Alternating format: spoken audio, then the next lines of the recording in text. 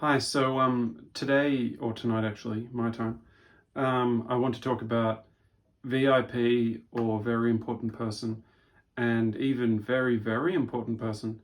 And also I want to talk about corporate English. So I've got experience teaching corporate English and I've got experience teaching VIP and VVIP. Now, VVIP is a little bit ridiculous. It does sound ridiculous, and I am a little bit embarrassed to say that I was a VVIP teacher because it is just a marketing tool. So VIP is just one-on-one English, and it's got certain benefits for the student, and it's got certain benefits for the teacher. So I'm going to go through those, and I'm also going to talk about corporate English, which is just teaching at a company or teaching a group of business people, usually in a company, but not always. So first of all, VIP. So I was a VIP teacher for Wall Street English, or I was called a VVIP teacher. And what that involved was usually 2 hour classes, sometimes 90-minute classes, but generally they were 2 hour classes. And they were one-on-one, and either they were in an English center or in a coffee shop, or sometimes in the student's home or in their business. And they weren't just in a coffee shop, they could be in other places, like where the student was happy to have a class.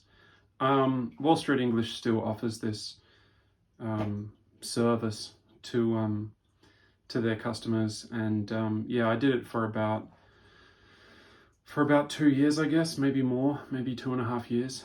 And yeah, it's quite interesting. I mean, some of the benefits of it is that you can get to know a smaller group of students. So when you teach somebody for 2 hours every week for a long time, you can really get to know the students. And some of the students became, or a couple of the students became, like, really good friends. Probably more than a couple, but when you're busy, they're busy, you drift apart. But during that time when you're teaching them, like, you're a big part of their life. You start to learn a lot about their life, and they start to learn a lot about your life. So that's a really great benefit. Another great benefit is that you're not always in the centers. Like I said, a lot of the classes were in the centers, so that's when you're in the little cubicles with the bright lights and the whiteboard and so on, and you've got the managers looking at you and whatever sometimes, and you're in that kind of environment where you're in a fishbowl environment where people are looking at you. But a lot of your classes, a lot of my classes, a lot of a typical teacher's classes were not in the centers. They were in coffee shops, and that creates its own challenges because coffee shops are very noisy. And sometimes I used to go to this particular Starbucks to teach this guy, and the Starbucks, I don't know what was happening, but it wasn't very well run. So there was always, like, a lot of rubbish everywhere, and a lot of stuff that I used to clean up. I mean, it was probably going a bit overboard to clean it up, but I was just so determined to do a good job that I used to arrive early and clean the coffee shop. You also get to go to a lot of different homes and businesses. So, for example, when I first came to China, like a lot of teachers in China, I was always, like, looking at the buildings, and I was living in, like, a university dormitory environment. Like, it's called a cadre center or something. It sounds like a really strange kind of place. Like, it was officially a place where they used to train party members and so on, and there were even some people from North Korea staying there. But anyway, getting back to it, like, a lot of the teachers will stay in places like that, or they'll stay in their place, whatever their place is. It doesn't have to be a special place like that, but they'll stay in whatever place. And you always look at the homes and you think, oh, what are they like inside? I mean, it's not super common. It's not especially common to be in and out of people's houses. And I'm kind of a little bit certain that the first house I ever went into was was this house. Was my my future wife's house. I mean, I don't believe that I'd ever been into another house, and that was like a 6 months or a year. It was like a year after I'd first come to China. So one of the interesting things about that VIP job is that you do go into a lot of houses, and you get to see the furnishings, and you get to see what the houses are like, and all different kinds of houses, all different kinds of apartments, and some really lovely places, some pretty ordinary places. I mean, some people that can afford to spend that much money on their English education are not visibly wealthy. There's a few students that I could talk about that you went into their house and it was just like the furniture was really, really cheap, and it was really, really old, and nothing was really, really nice. Having said that, the apartment was really big, so they did have a pretty valuable apartment, but yeah, it's not all like a 5-star hotel by any means. And when you go into their apartments, they treat you like a guest. I mean, they give you drinks, and they often give you fruit, and they're very, very, very friendly and very, very hospitable to you. Now, the downsides of that is that you are in someone's house, so it can feel a little bit like you're walking on eggshells, and you can feel like you're imposing a little bit, and you don't know how comfortable to be and how comfortable to make yourself. And I think everybody knows about that kind of feeling where you're not a guest, but you're more than just a regular employee because you're a teacher. I mean, a lot of English teachers would understand this, that have done this kind of work. It's kind of an awkward kind of thing sometimes, but it's generally pretty nice.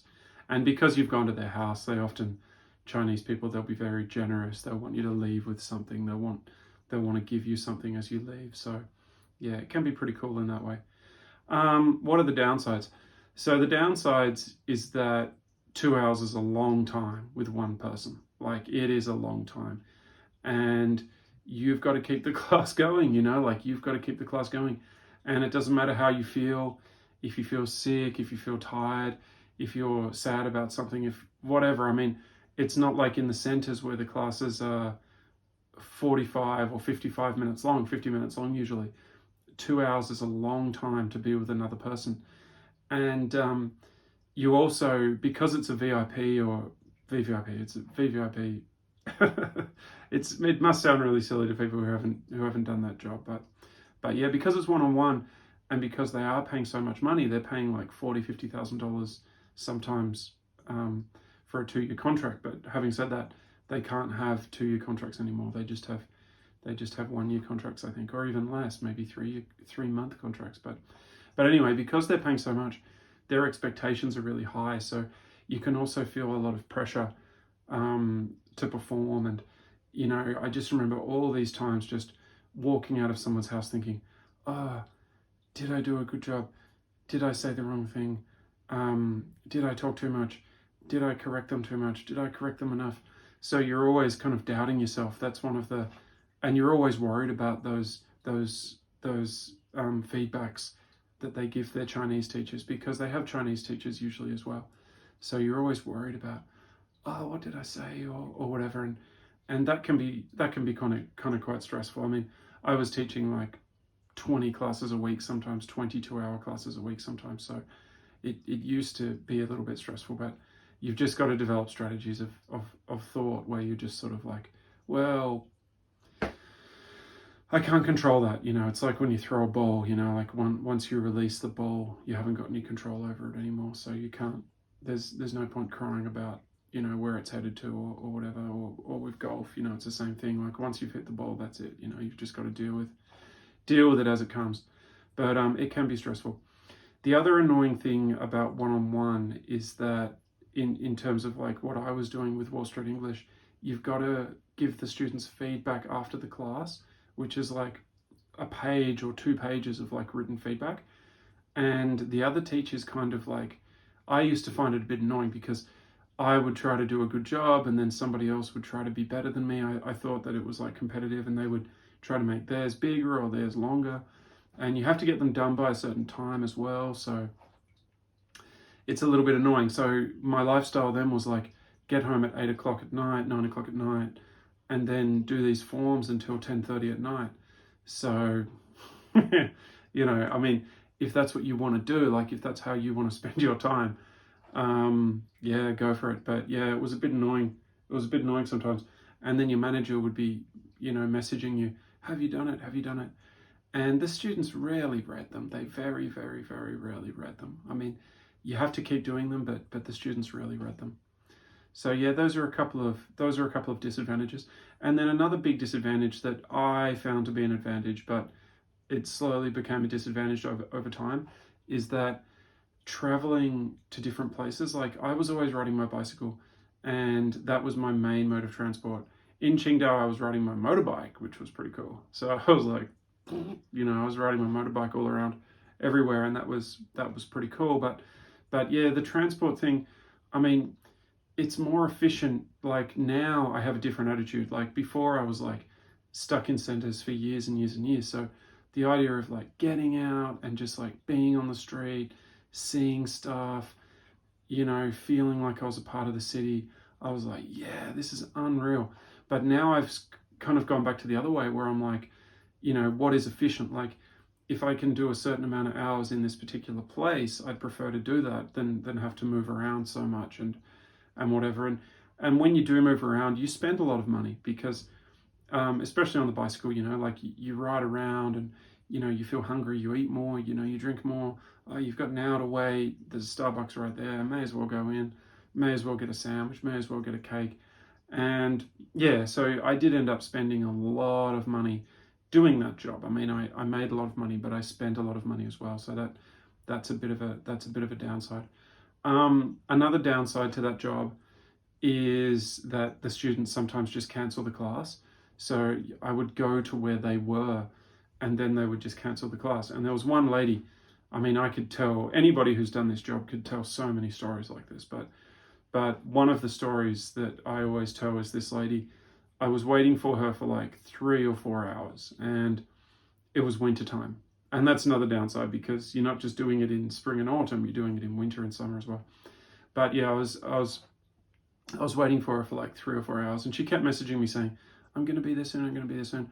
And also, like, that's the thing, like, you want the relationship to work. So you want them to keep choosing you as a teacher. So it just becomes ridiculous. And this lady, when she arrived, she was really nice to me. She bought me a coffee, she bought me a cake.